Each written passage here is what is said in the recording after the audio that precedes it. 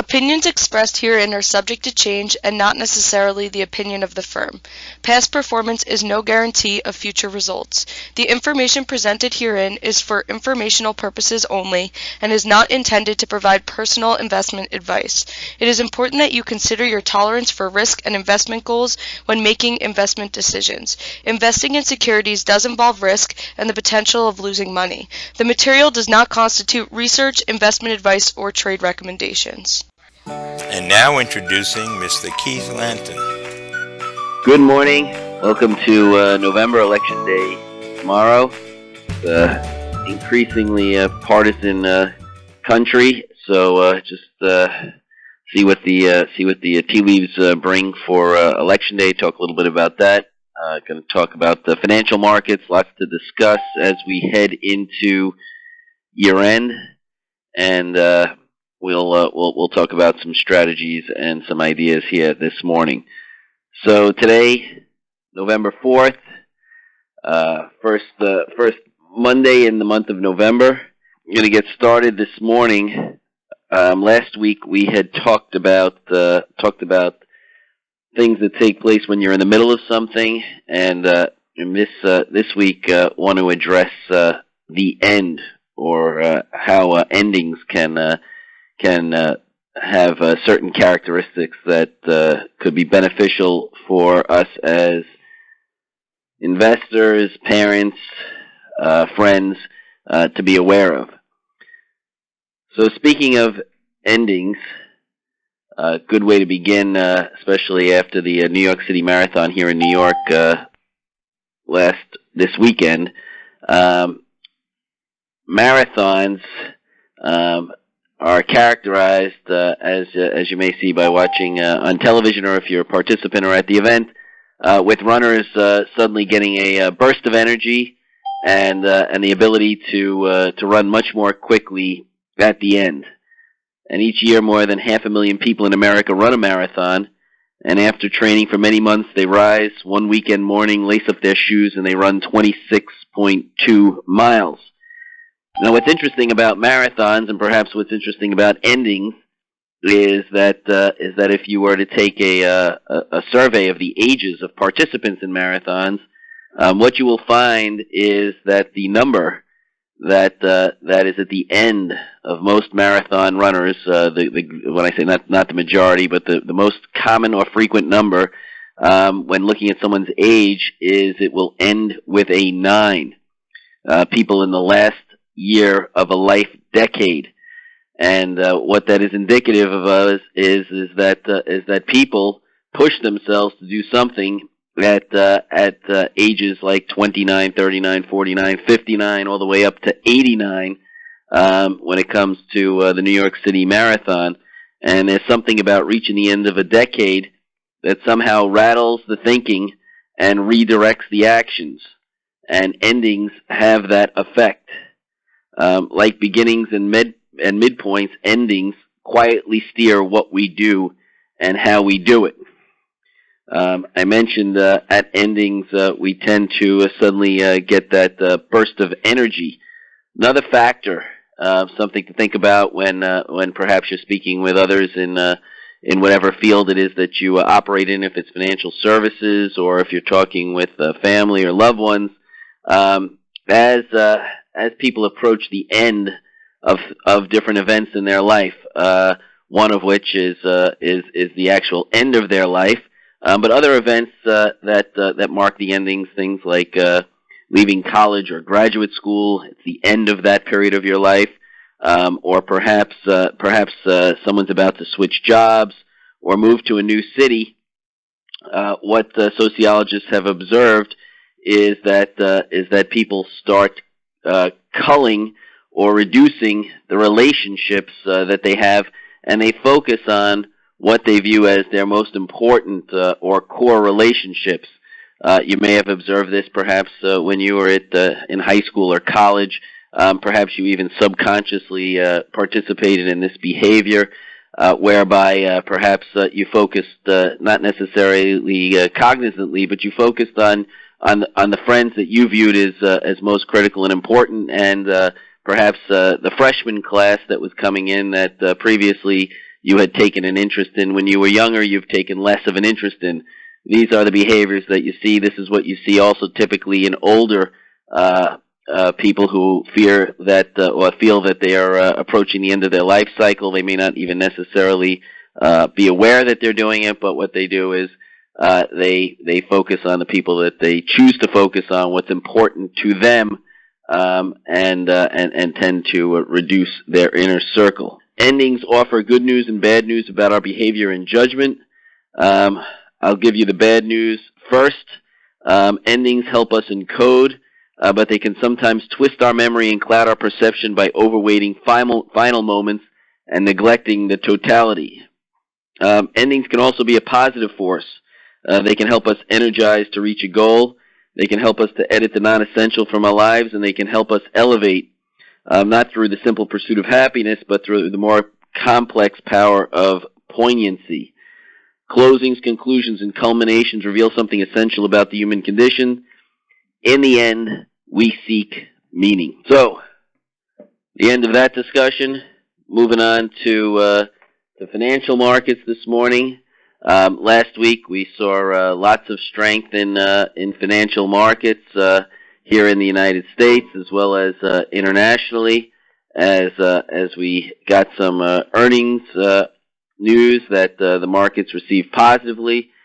We also had some more positive trade talk with respect to the U.S. and China markets, viewing some of that information favorably, and we have some follow-through on that this morning. So this morning we're seeing U.S. futures adding to last week's record-setting performance on Wall Street following some positive-sounding trade comments from Commerce Secretary Wilbur Ross. S&P 500 futures are now at their highest levels of the morning, about 15.5 points, 0.5% above fair value. Dow futures up about 137. NASDAQ futures up 54 points this morning. In an interview with Bloomberg TV, Mr. Ross said he was optimistic that Phase 1 of a trade agreement will be signed this month, and that licenses for companies to work with Huawei, that's the Chinese company that has had a contentious relationship here with the United States, banned from doing business in the United States, but saying that those licenses for companies to work with Huawei will be granted very shortly. This seen as a sign of progress, that concession by the United States, indicative of perhaps signs that a broader agreement perhaps is being worked out. Mr. Ross also said that the U.S. may not need to initiate auto tariffs on European Union imports, which has bolstered the auto-sensitive stocks in the region. Had been talk going on for some time. The U.S. would impose 25% tariffs on European auto imports. That was something the market clearly was concerned about. Euro Stocks Index is up almost 1% on that news. In corporate news, we have some developments that haven't been as favorable. We have McDonald's stock down about 5 points, about 3%. McDonald's fired its CEO, Steve Easterbrook, for violating company policy by having a consensual relationship with an employee. Under Armour, Wall Street Journal reporting Under Armour is being probed by federal officials over its accounting practices. Under Armour is down about 13%. Also reports that the CEO at Under Armour is going to step aside January 1st and going to take on the chairman role. That is surprising given his participation in the founding of Under Armour.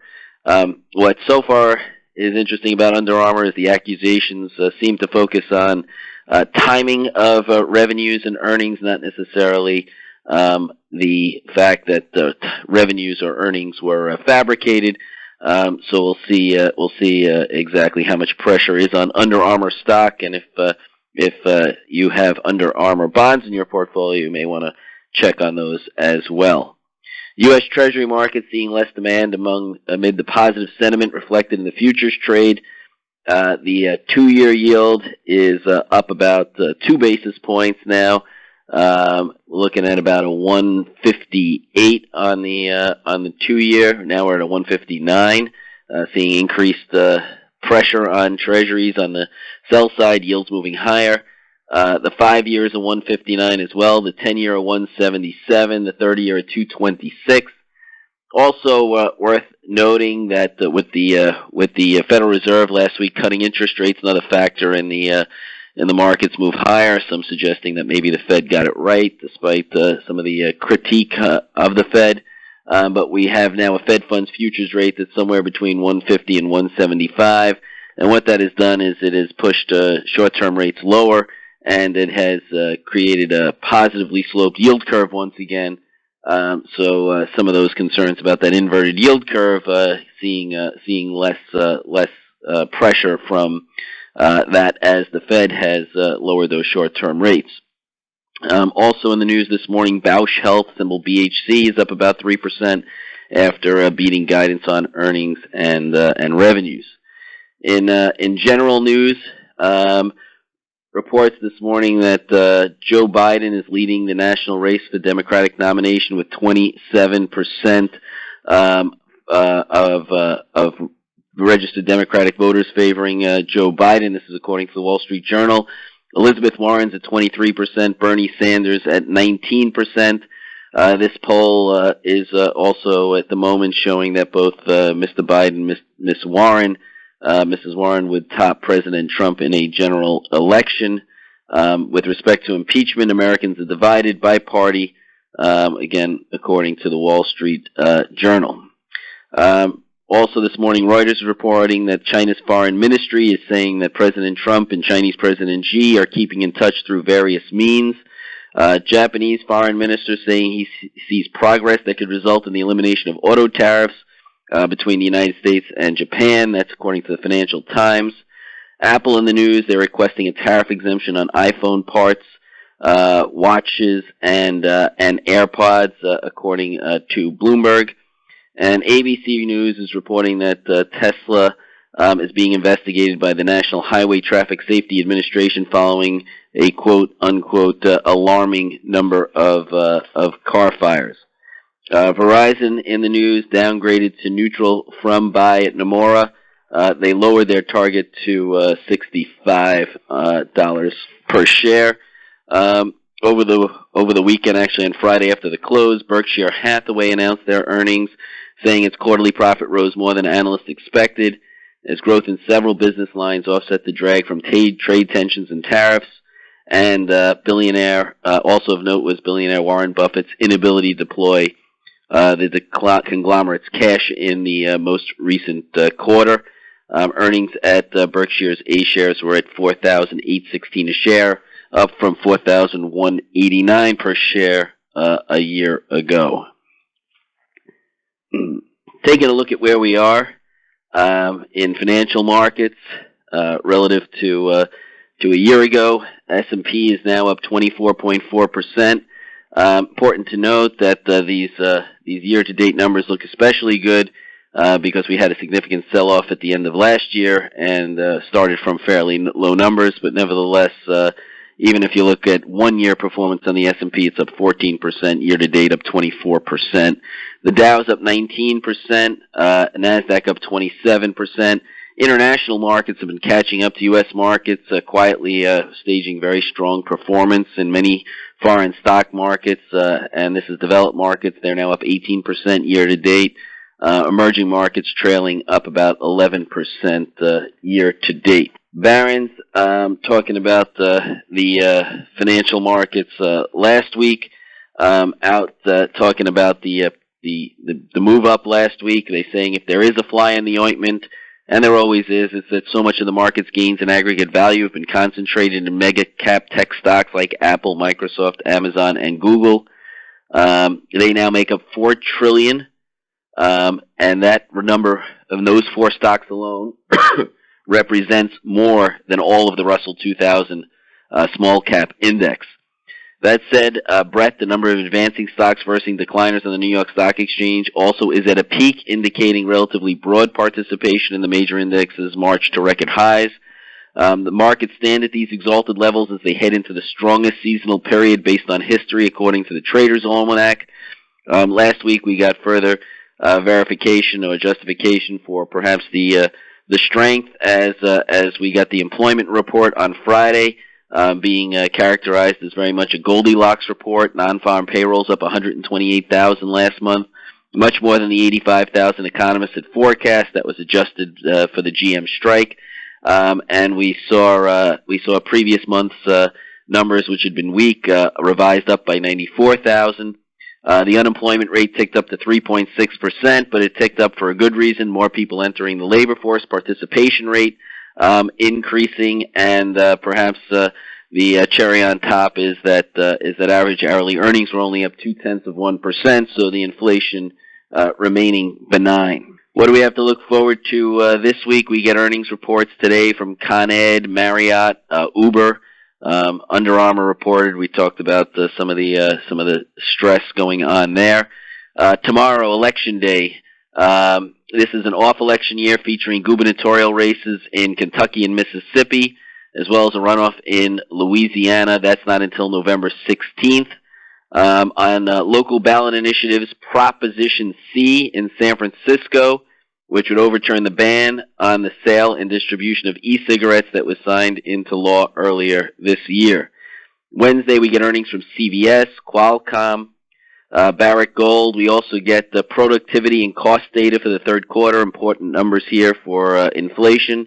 Economists expect a 2.3% rise in unit labor costs, and they're expecting productivity to tick up just 0.8%, is the expectations for the quarter. Also on Wednesday, Bank of Japan releasing its minutes for its monetary policy meeting in mid-September. Thursday, we get earnings from Disney, Activision, Amerisource, Bergen Brunswick, to name a few. Also, the Bank of England expected to announce its monetary decision, expected to keep its short-term rate unchanged at 0.75%. Friday, we get University of Michigan releasing its November Consumer Sentiment Survey, and consensus is for a reading of 96.3, up from 95.5. Moving on to Barrons. Barrons' headline story talks about Chinese stock market, and the conclusion of this article is they came up with 15 stocks, according to these round table members, that don't need a trade deal, they feel, to reward investors. It's interesting to note that despite the slowdown in the Chinese economy that we've heard about, the GDP slowing to 6%, all the trade tensions that have taken place, important to note that the Shanghai Composite Index in China has returned 19% in U.S. dollars so far this year. Keep in mind that the dollar has appreciated versus the Chinese currency, so in local dollars it's even more pronounced, the gains. The Hang Seng Index, which is favored by foreign investors, is up 10%, so a wide dispersion there between those two indices. So talking about some of the things taking place in China, the panelists in this article explain why the Chinese market offers opportunities, and they offer insights into some of their thoughts and processes. Arthur Krober, one of the panelists, points out that the relationship between the U.S. and China is undergoing a very important reset. For a long time, the United States chose a policy of integration with China. The policy was to integrate China into global institutions, to integrate Chinese, U.S. and Chinese economies, and now we are at a period of revisiting that strategy. Perhaps the integration hasn't gone as the U.S. has foreseen, and perhaps the U.S. has not participated in the gigantic Chinese market to the extent that U.S. multinationals were hoping. What does this mean for investors? Well, it's interesting. China has already pivoted to services and a consumption-led economy. I thought this was a fascinating statistic. Net exports have dipped below 1% of GDP. So China clearly has incentive to get its own economy right. Interestingly, the sentiment in China, people on the ground feel that the trade war isn't a bad thing anymore. They view it as a wake-up call. They feel that China has been too reliant on foreign technology for too long. And the conclusion of the panelists is that a trade deal isn't likely to be of much macro significance. Panelists suggesting that the trade deal, whatever it looks like, is largely priced in, and it will not necessarily change the aggressive measures that the U.S. is likely to pursue to take on a stronger, more emboldened China. Article also discusses the fact that the old business model in China, which was predicated on making cheaper goods for export, that business model is no longer the Chinese business model. Chinese have moved on from that, which is why we feel the heat here, so to speak, in the United States in terms of challenge on the technology front, on the medical front. The lowest cost of goods model, or producing cheap goods model, is an ephemeral model because someone else always comes along with cheaper labor or weaker currency. Fascinating to think that Diageo, which is one of the largest seller of spirits in the world, vodka, tequila, whiskey, bourbon, they sell it in practically every country in the world. A well-known multinational company has a $100 billion market cap. And I may not do so justice to this name, but the Chinese company Kwai Chow Mao Tai, they sell one brand of alcohol in one country in China, and they have a market cap of $200 billion, helping frame the size of China's consumer market. Within China, there are 118 million households with incomes of at least $20,000. Even if we assume GDP growth slows to 4%, the population of households with over 20,000 in income will rise by 50% in just 5 years, so the addressable market there just keeps getting larger and continues to grow. What is unique about China among emerging markets is that it is a substantial part of the population can afford the things that they want to buy. What's also a fascinating statistic, on average, Chinese consumers are looking at their smartphones 6 hours per day. Also, if you're thinking about skilled labor and the ability to compete internationally, not on low-cost goods, but on value add. What makes China different than a lot of other emerging economies is that in 1996, 2% of the population, or 20 million people, had some form of higher education. Today, it is 14%, or 200 million people have higher education. That's more than the number here in the United States of higher education individuals. Just to mention one company, and there's 15 in the article, and if anyone would like the article, I will be glad to share it. One of the panelists talks about JD.com, symbol Jack Delta here in the United States, saying that even when they were losing money, that this analyst felt that there was value in the logistics business. JD.com delivers consumer goods and services, some similarity to Amazon here in the United States, but they compete with Alibaba, who is the largest direct-to-consumer company. But interesting, Alibaba has outsourced its logistics. JD.com does their logistics in-house. And JD.com says that they can now reach roughly 95% of China's population in under 24 hours. Again, perspective, UPS, which can reach almost 100% of the U.S. population in under 24 hours if need be, has a market cap of $100 billion.